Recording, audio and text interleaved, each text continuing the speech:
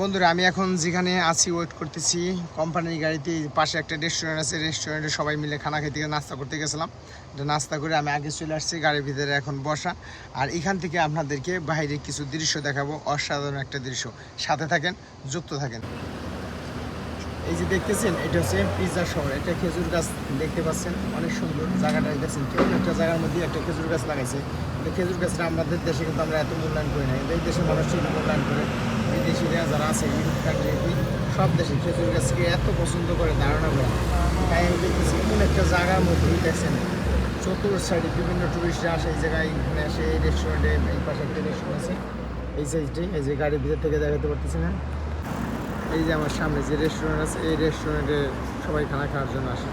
আর এই জায়গার শহরটা কিন্তু অনেক সুন্দর। আর এই পাশে একটা খেজুর গাছ দেখছেন, অনেক সুন্দর একটা খেজুর গাছ। কিন্তু আমরা খেজুর গাছ আমাদের এসে মহাদেশে মূল্যায়ন করি না, এই দেশের মানুষ ঠিকই কিন্তু অনেক মূল্যায়ন করে।